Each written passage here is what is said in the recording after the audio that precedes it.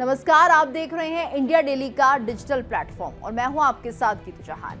आज हम बात कर रहे हैं अमेरिकी राज्य कैलिफोर्निया के लॉस एंजलिस की, जहां पर लगी आग में अब तक 11 लोगों की मौत हो चुकी है और इस आग के कारण अमेरिका को लगभग 200 अरब डॉलर का नुकसान हुआ है। और इस आग ने आम से लेकर खास सबको निशाना बनाया है। कई एक्टर और नेताओं के घर जलकर खाक हो चुके हैं। 40,000 एकड़ से ज्यादा इलाके को अपनी चपेट में ले चुकी ये आग अभी भी काबू से बाहर है। लाखों लोग अपने घरों को छोड़ने को मजबूर हैं। अनुमान है कि जली हुई संपत्तियों की कीमत करीब 8 अरब डॉलर तक पहुंच सकती है। कैलिफोर्निया जंगल की आग के लिए जाना जाता है, लेकिन इस बार की आग न सिर्फ तेज है, बल्कि हैरान करने वाली बात यह है कि ये आग सर्दियों में लगी है, जब आग लगने की घटनाएं आमतौर पर नहीं होती।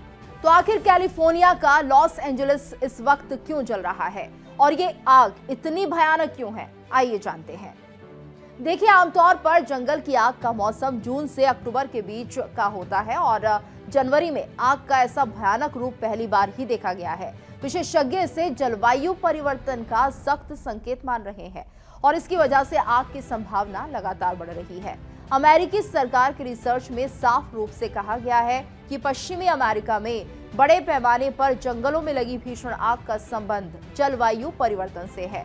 सिर्फ ये ही नहीं, फायर अलर्ट्स में रिकॉर्ड तोड़ इजाफा हो रहा है और इस बार लॉस एंजलिस काउंटी में 9 जनवरी 2025 तक 60 से ज्यादा फायर अलर्ट जारी हो चुके हैं।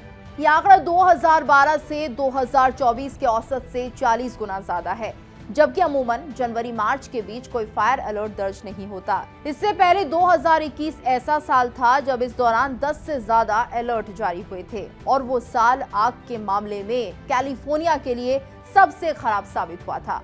ऊपर से सर्दियों में होने वाली बारिश और ठंडक इस बार गायब है। अक्टूबर से अब तक लॉस एंजलिस में सिर्फ 4% बारिश हुई है। सूखा इतना बढ़ गया है कि वनस्पतियां आग पकड़ने के लिए तैयार खड़ी हैं। ऊपर से सेंटा एना की तेज और शुष्क हवाओं ने आग बुझाने की हर कोशिश को नाकाम कर दिया है। वैज्ञानिकों ने एक नए अध्ययन में बताया कि जलवायु परिवर्तन ने ग्लोबल स्तर पर झटकेदार मौसम की स्थितियों को 20वीं सदी के मध्य से लेकर अब तक 31 से लेकर 66% तक बढ़ा दिया है।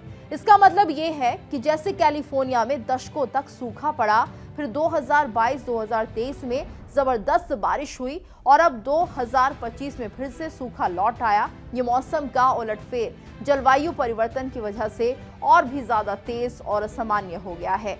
अब चिंता की बात यह है कि आगे क्या होगा। आइए इसको भी समझने की कोशिश करते हैं।